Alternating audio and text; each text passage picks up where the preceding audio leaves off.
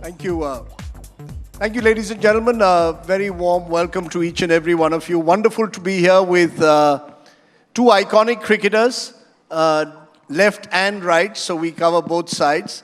And Ayaz Memon, the eminence gris of cricket journalism. We call him Silver Fox because his hair has whitened over the years. But great to have all three of you here together. Cricket's evolution from a game to a religion to a brand is what we want to try and discover over the next 40 minutes.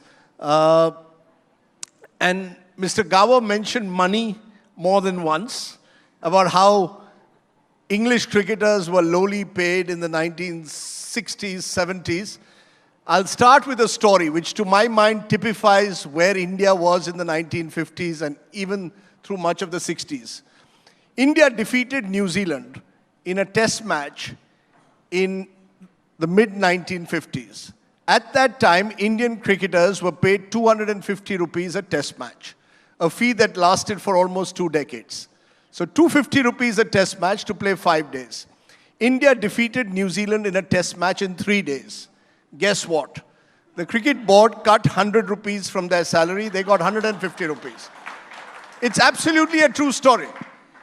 There's another story, which is just as, since we are in Delhi, in 1956, the Indian cricket team used to travel back by train. 5 of the players were from Mumbai.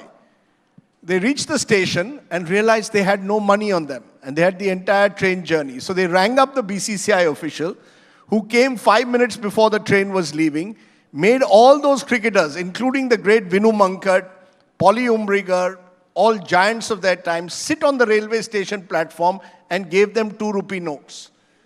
This is from where Indian cricket has come. And sometimes I believe today's generation doesn't realize just how lucky and privileged they are to live in this age of T20, because there is no doubt that Vinu Mankad would have probably sold for the highest possible money if there was an auction today. He was possibly the greatest all-rounder India has ever produced. And therefore, even, spin bowling all-rounder before Kapil Dev raises an objection. The fact is he was a terrific cricketer.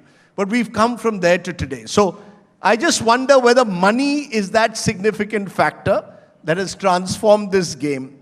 And I will start with our dear Mr. Vengsarkar, because Mr. Vengsarkar was banned from the game for 1 year for going and playing 2 or 3 exhibition matches in the US in 1989. And then was imposed a fine of 50,000 and told either you pay the fine or you're suspended for a year. Mr. Vengsarkar, would that ever happen today to a Virat Kohli or a Rohit Sharma, that you're suspended because you're playing 2 or 3 exhibition matches? No, I don't think so, because actually when we went to America after the West Indies tour, we had not taken the permission simply because that was at the last match of the season. And then we went to America on the way to India, and we just played some exhibition matches, and then we were banned for 1 year. We were supposed to be banned for 1 year. And we were fined 50,000 rupees. So we were contemplating on the way back that we must go and apply for the bank loan. You were going to take a bank loan for 50,000 rupees? Yeah, but then happily the Supreme Court came to our aid, and they fired BCCI for signing contract with us at the airport, and it was like bonded labor contract. That's what they said, and we were saved of those 50,000 rupees. We were very happy about it. Is it also true that in those days, the BCCI would occasionally come to the airport just as you were leaving to get your contract signed? Is that also true? Yes, of course, that is also true, because we never did the contract. We were happy to be on the plane to play for India. But then, I think in our domestic matches, domestic test series, suppose against England, we used to get the letter around fourth test match that you've been selected for the first test match. And the 4th test match to be so when the progress. 4th test match was on, you got the letter that you've been selected for the first test match. Absolutely. So that's the way it worked those days. And my final point, which I heard, is that many of you would not dive on the field in English conditions because there was no laundry allowance. So rather than get it was an easier way not to dive. Is that also true? How much was your daily allowance? Do you remember in the 70s?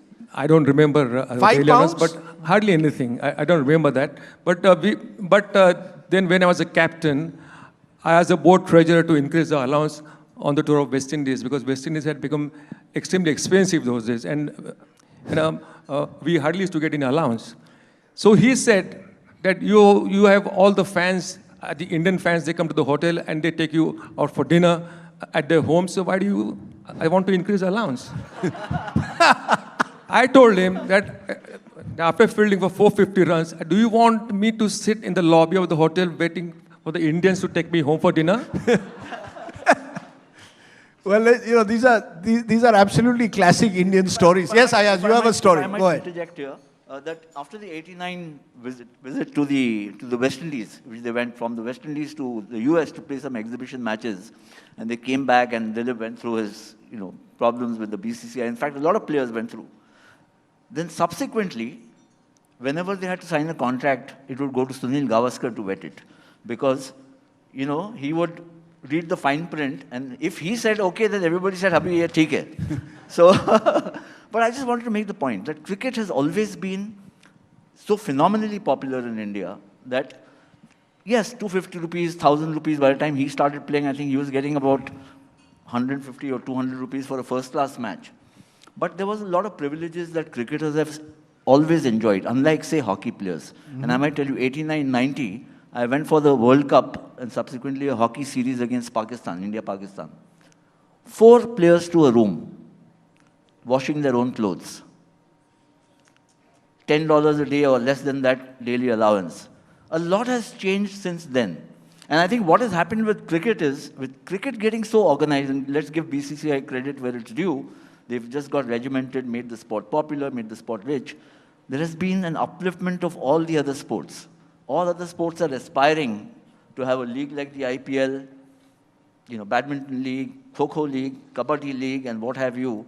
So I think, in a sense, there's been it's not a trickle up, but it's like elevated the rewards in sports for people in India. It made it a livelihood. So cricket changed the profile in a way of the Indian sports person, and as a result, other sports have also over time benefited. But David Gower, listening to you, is there a sense of regret that you are not born in 2022 and instead were born in an era where you really were sort of the glorious amateurs, even though you did play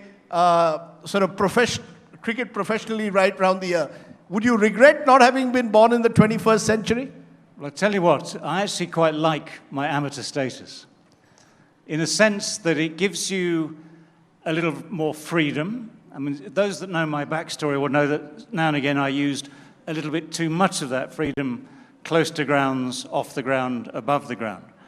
But I think the easy answer to that is, whatever jealous one might be, and you can't deny that the chance to make $1 million over 6-7 weeks is tempting. I've had to come here for 2 days to try and make the same money and failed. Anyway, but the chance to make that sort of money is very, very tempting. But the era you play in is the era that defines you. So the people, we actually do value the things that were good, i.e. the competition. Coming to India to play against people like Dilip and the great people of that era, Gavaskar, Bedi, Kapil Dev, all those great players of that same era. The challenge of being here in India for 4 months trying to win a test match. The challenge of going to the Caribbean to win test matches there, never did that. The challenge of going to Australia to play the Ashes. All these things were to be treasured, enjoyed, and the memories I have are absolutely vital of that. And I can still afford to buy a glass of wine, so that's absolutely fine. Because, one of the famous Gower stories, and you can tell us more about that, is about how you were a co-pilot or a pilot in a plane that landed on a cricket ground or near a cricket ground, and as a result, you were banned. I mean, today your agent would probably tell you, if you were a modern-day cricketer, whatever else you do, you can't fly a plane just before a big match, right? Well, I love the way stories sometimes change over time. I don't want to take too long over this, but it was during a game. It wasn't a test match. It was a game between Queensland and England, not in Brisbane, but down on the Gold Coast. And the ground we were playing at had this airstrip right next door. Now, the planes involved were two 1940-ish Tiger Moths, biplanes. And for 75 Australian dollars, you could get half an hour in the air with someone called Bruce. The reason for that is because everyone in Australia is, of course, called Bruce. So pilot's name is Bruce, and we saw one. And talking of the expenses, I knew the cost of the flight. I didn't have cash on me. I had to go to our tour manager, a fellow called Peter Lush, to get hold of what we used to call the weekly meal allowance. So the $100 or so we have for the week for food. Got it off him in cash, went round to the airstrip, had a word with Bruce. Half an hour later, we're in the air, dive bombing the ground at Carrara. Not bombing, diving, not bombing. And because we had 15 minutes left, we then did the tour of the beaches, came back. And what happened next was slightly disturbing because long lenses, even in those days, we had very few cameramen, but we had one with a long lens who realized it was me. The hair that you missed at the start of this presentation was definitely there in 1991. And that was poking out the back of this flying helmet. So they met us at the airstrip, the cat was out the bag. At the end of the day, what happened then, I had to go back to the airstrip with another cameraman, great mate of mine, who needed the pictures for his half a dozen newspapers in England. So put the shorts and the T-shirt back on again, went back to the airstrip. Now, while I was doing that again, quite happily, innocently, the story was being told to the team management. Now, they took what is known as a dim view about this, because it's a horrible thing, a dim view. It's a very dangerous thing, a dim view. And they weren't pleased. So I'd finished the photographs, went out for dinner, came back to my hotel room at about, midnight, give or take. And pushing open the door, I found various bits of paper. And they were all from a fellow called Peter Lush, the tour manager, whom I'd borrowed the money from, or taken the money from. They said, come and see me as soon as you get in. Second one said, come and see me immediately. Third one said, come and see me now, exclamation mark, explanation mark. Fourth one said, sod it, come and see me 8:30 in the morning, my hotel room. So 8:30 in the morning, I am there, walking into the manager's suite of this hotel on the Gold Coast. And the other thing you'll know about Australia is that it's compulsory by law in a hotel room to have a bar.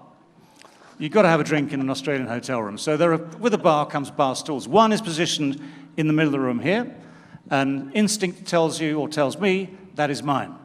Opposite me are Peter Lush, tour manager. So it's like, I'll go down here. Peter Lush, tour manager, Mickey Stewart, team manager, Graham Gooch, captain, Alan Lamb, vice captain. Three of them looking, as now, deadly serious. Alan Lamb pissing himself, if I can use that word in public. So again, instinct tells you that the odds are against you. And we had this hour-long discussion before we went back to the game, and I straight away apologized. I thought, well, hang on, what harm have I done? No one was upset, no one was injured, a little bit of fun. I thought I was comfortable. And they had a discussion about motivation and discipline. And I said, well, hang on a second, because during this series so far, we'd played 3 out of the 5 test matches. We are 2-0 down, I must admit. But I'd made hundreds in Melbourne and Sydney, top scores in Brisbane, was averaging 50. I thought I was doing okay. So I said to them, if you're worried about motivation, why don't you ask the other 15 in the squad about their motivation? If we can lift them, maybe we can do better. Again, this didn't go down particularly well. So we had this discussion, we got back to the game, we beat Queensland, we went to Adelaide, just to finish this off before nightfall, and we got down to Adelaide for the next test match. Lots of discussions in the meantime between the squad, the management in Australia and Lords, and it turned out that the maximum penalty was a £1,000 fine. So again, I'm meeting Peter Lush, tour manager, and he says to me, it's a £1,000 fine. I said, well, how do I pay that? He says, the money will be deducted at source at Lords from your tour fee. I say, excuse me, do I pay tax on that? He said, tax will also be deducted at source at Lords from your tour fee. I said, Peter, do you mind if I pay cash? So I took out $2,500, which just happened to be lying in my pocket at the time, a little side deal that we could do in those days. Handed the money across, got the receipt, and the idea was, in all seriousness, that we closed the matter down, had my piece of fun, and now we have to get back to the serious business of trying to win a test match to get back into the series. And all I want to do is continue that same good form, carry on averaging 50, we could be all right. But I didn't get to bat. We started batting on the first day of the next test at Adelaide, and I went in halfway through the morning session of day 2. And I can promise you, hand on heart, determination was there all over my face, coursing through my body.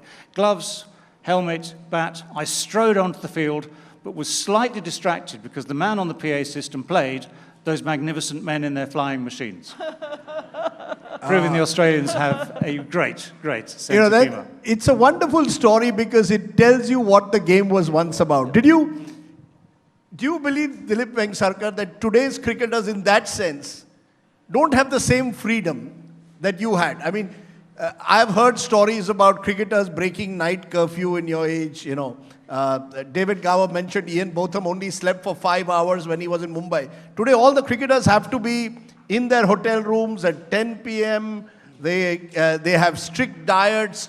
You know, you can't have a drink. You don't have a rest day. Has the game, in a sense, become, because it's becoming much more part of a larger industry, and the players are also brands, they have to be very protected. Unlike your time where some of you came back even if there was a match the next day at 2 a.m. in the morning. Not really.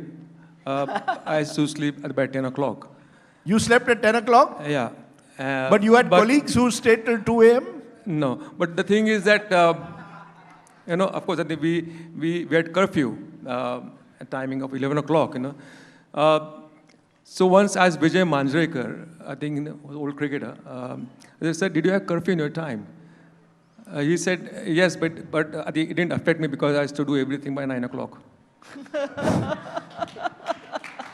But did the cricket, you know, in general, when you see today, do you feel like, do you have any regrets that why was I not born in the IPL generation? Well, actually, I was happy when I was born, to be honest with you, because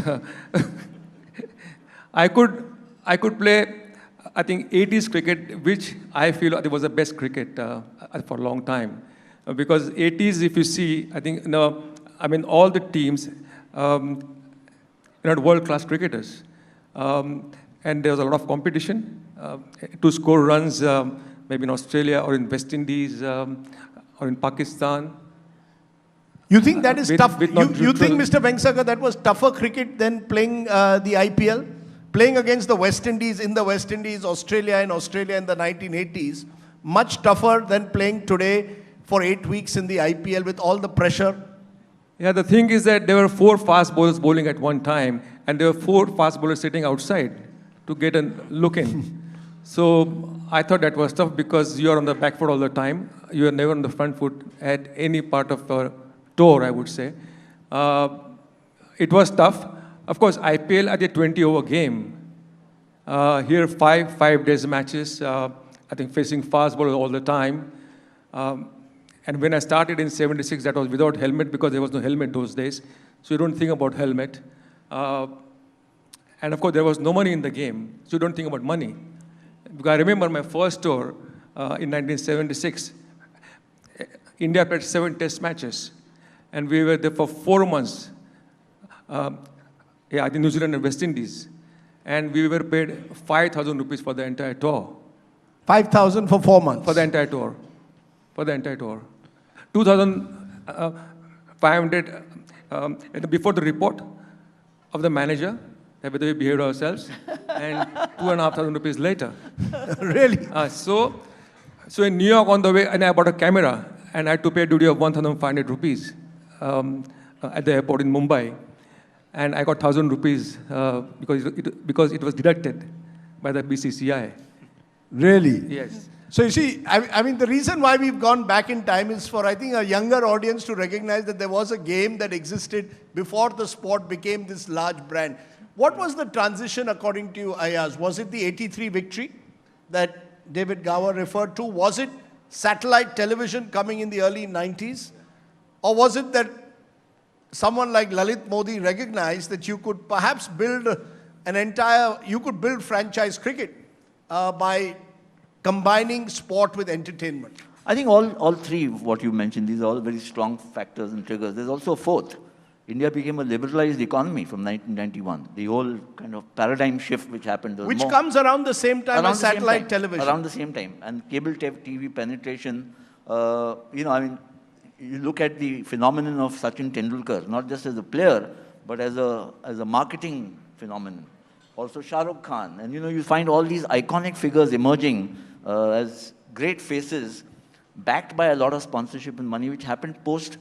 It's a question of being there at the right time, being born at the right time. 89, 90, 91 is when this trigger comes in. And then cable TV from the 1990s, David mentioned about Mark Mascarenhas, who played a big role in making cricket into a television spectacle, which Lalit Modi took to a completely different level with the IPL. I just wanted to highlight what cricket meant, and he's talked about money. The great Salim Durrani, one of your dad's teammates, and you mentioned about how players were then. So in the earlier days, and Dilip will remember this, that Indian players, Pakistani players, even overseas players from outside the subcontinent got a purse from Sharjah, Cricketers Benefit Fund Scheme. The main beneficiary would get $50,000, the minor beneficiary, retired cricketer, would get $15,000. Salim Durrani was one of those who got $15,000 in one of the tournaments. Instead of taking that $15,000 purse and come back, he bought VCRs. In the old days, there were video cassette recorders. So he bought 7, 8 of them, hoping that he would come here and sell them and make $15,000 into $30,000. And he got down at Bombay airport and he was fined for all of them. So instead of $15,000, I think he went home with $2,000 finally as his purse. But that was a state of mind. The point I'm trying to make is that, I've played for 20 years, whatever it is, I've got nothing in my kitty. Let's see if I can multiply my money. But is it fair, David Gower, that, today's cricketers presumably are just as talented as cricketers of a previous generation and vice versa? Do you think that because they are now seen as these iconic brands, has it changed their relationship, you think, with the sport? You talk to a lot of young cricketers, you commentate a lot on the sport.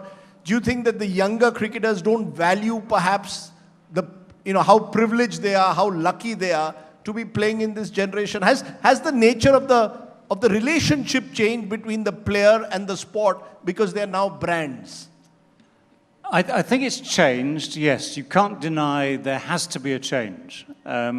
If you go from an era, as we've described, where you play for pride, for national pride, for personal pride, and money is not the driving force, then all those things that make you good are your instincts, your natural competitive instincts, and just actually the enjoyment of doing well. Now, I don't think the modern generation has lost that, because you cannot succeed without those same instincts.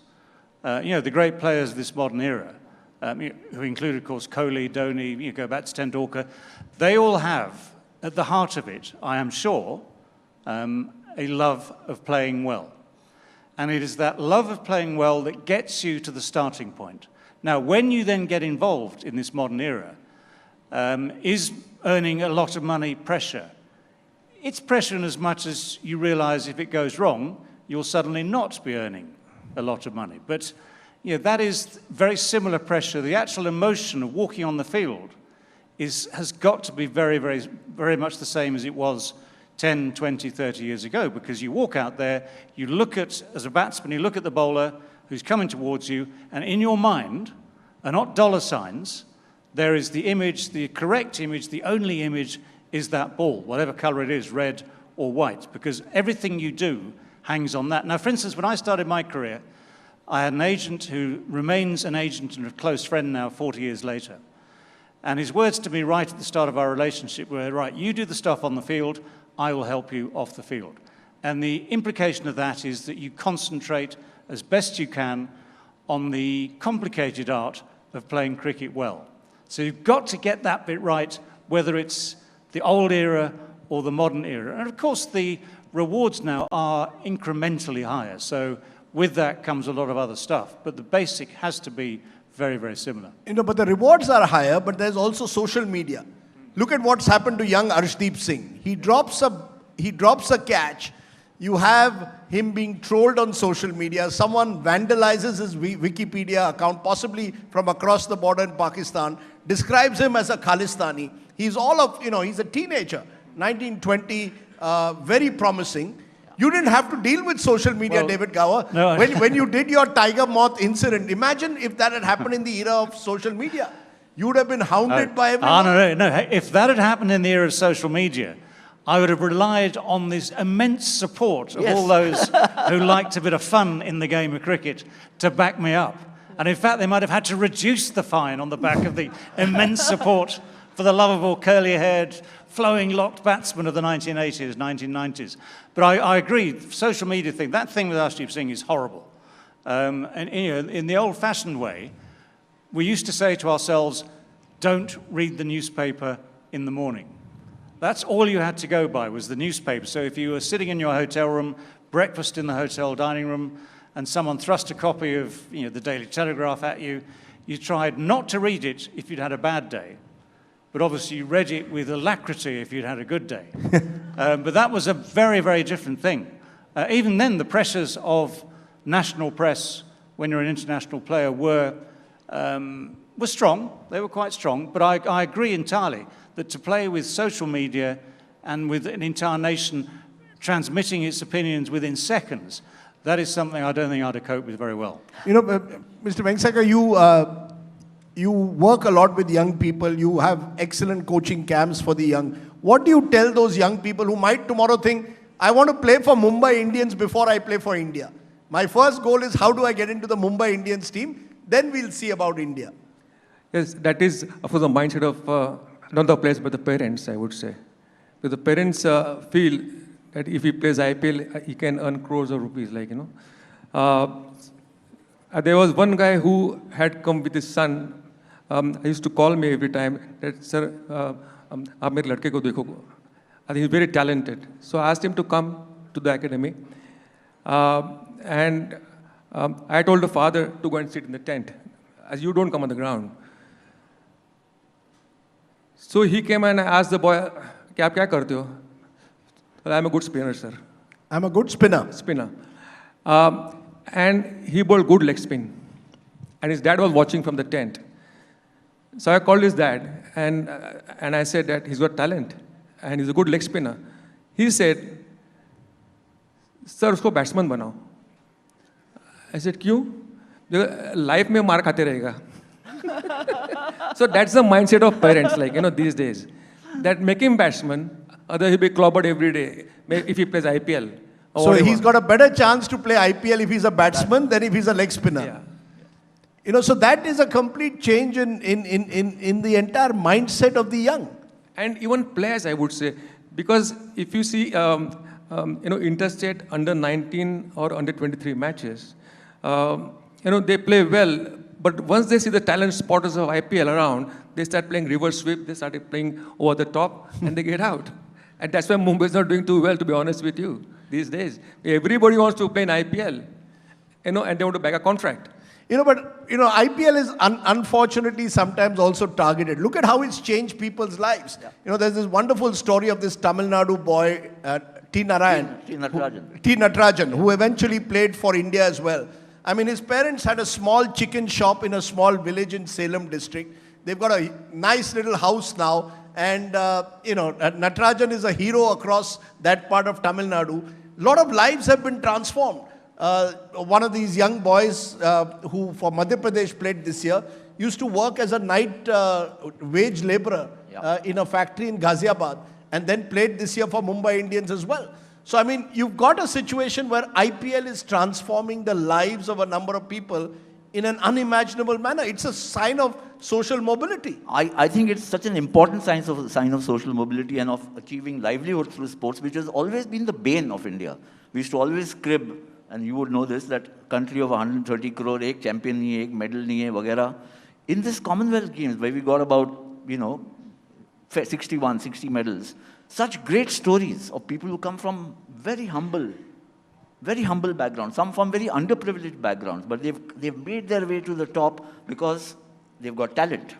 And rewarding talent is, I think, fundamental to the growth of the country in various areas. Do you think, therefore, Ayaz, that one of the biggest changes when we look at brands is that we've moved out of the metropolises to the small towns? Absolutely. Mahendra Singh Dhoni, according to me, is the most transformative cricketer of the of the 21st century. Every kid wants to follow that Dhoni story. I mean, one day you're a ticket collector, and 10 years later you're lifting the World Cup in front of a billion people. I mean, is his story really the India story of cricket? India story, not just cricket story, the India brand story in a way of the 21st century? Of course it is. It is so evident. I mean, it's so remarkable because you can be, you can come from a most humble background and make it to the top.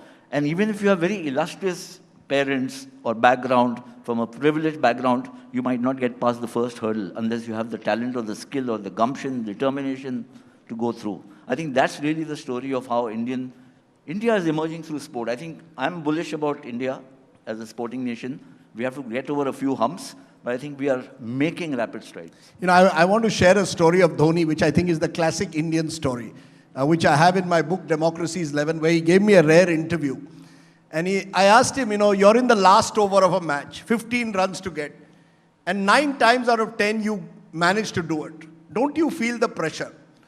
And he said something that has stayed with me forever. He said, Rajdeep bhai, you know what is pressure? जब मैं वो ticket collector था Kharagpur station में और मेरे supervisor ने मुझे कहा कि देखो माई जो भी हो किसी को बगैर टिकट ट्रेन में मत आने देना. एंड ही सेड जब वो ट्रेन कलकत्ता से आती थी और इतने बंगाली बैठ जाते थे ट्रेन में तो मेरी सबसे बड़ी प्रेशर होती थी कि to make sure that no one was entering the train without a ticket. वो असली प्रेशर है. उसके बाद ये फास्ट बॉलर खेलना बहुत आसान है.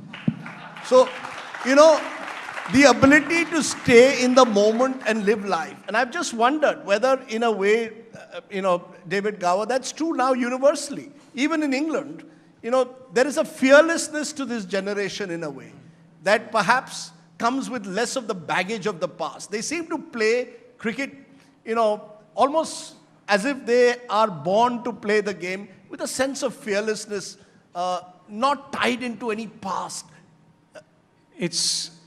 I think you've got to be aware of so many different things.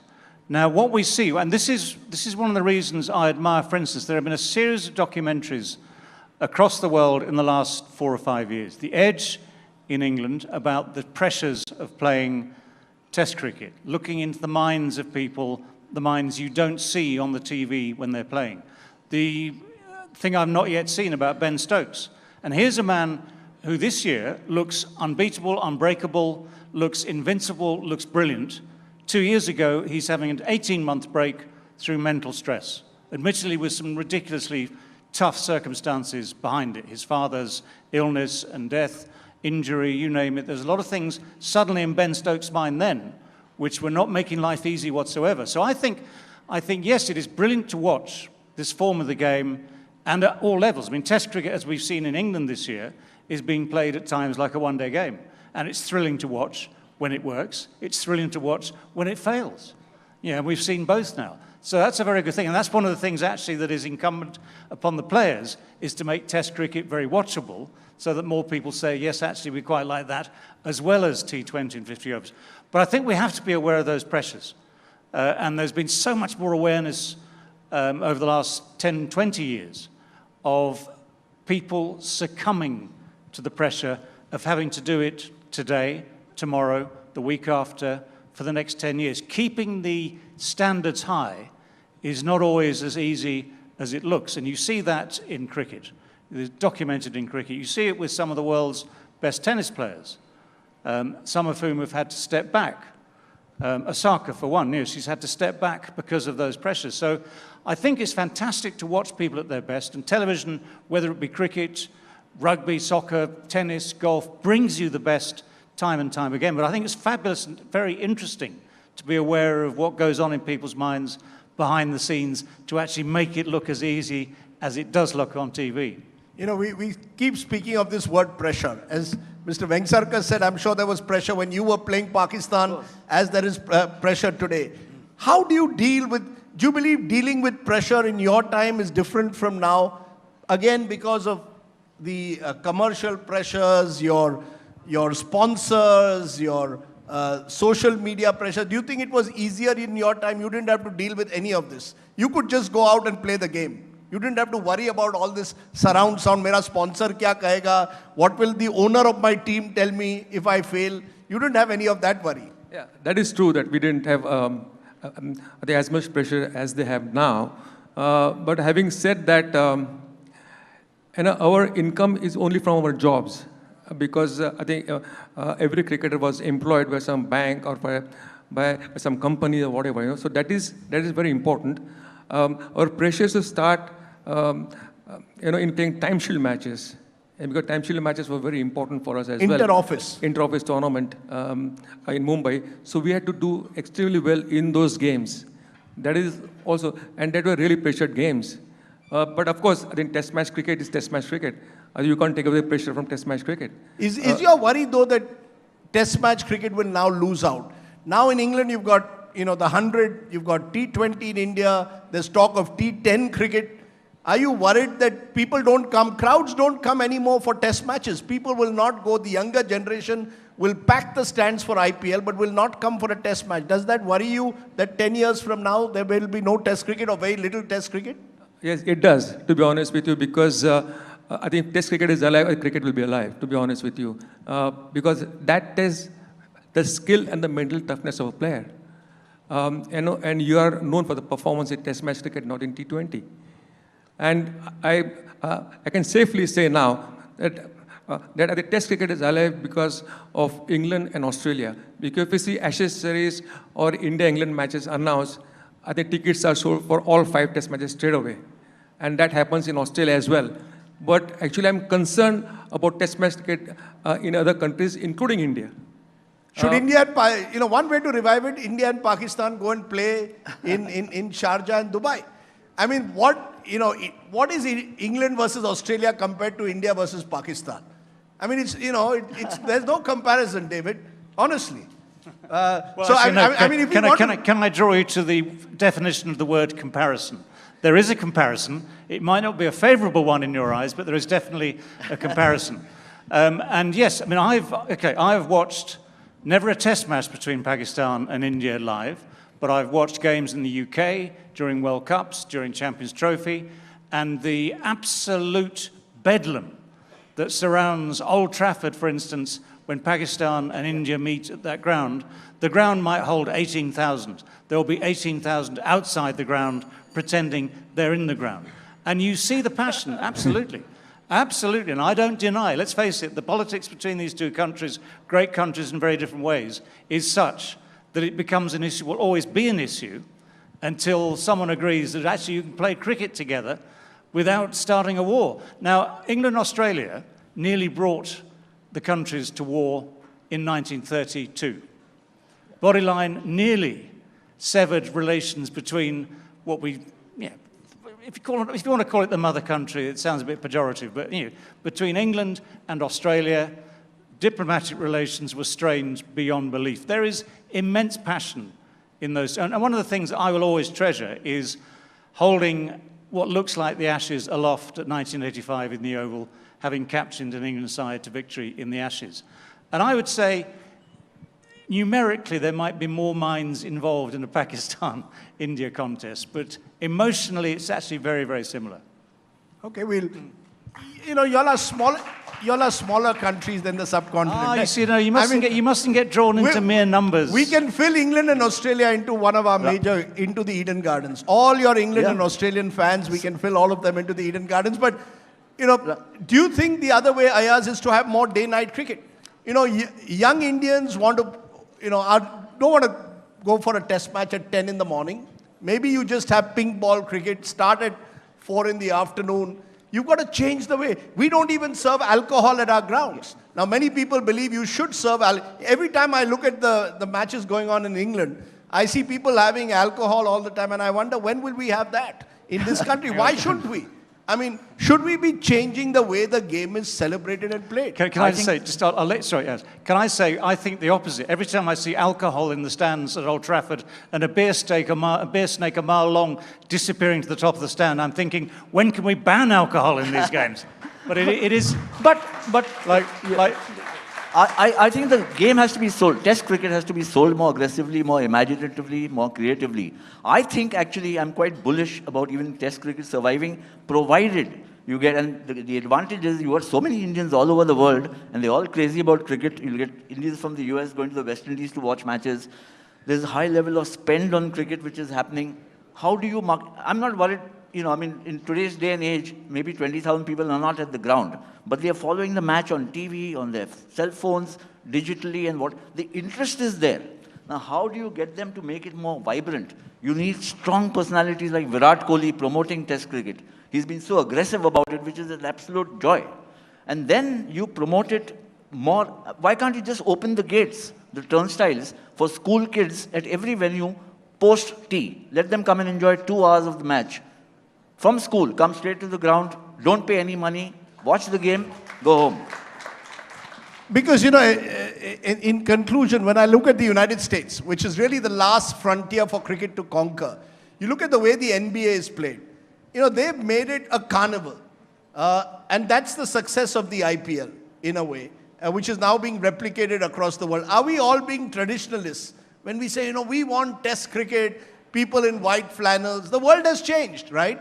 Younger India or younger audiences across the world want a different sport. There's a new sport called cricketainment.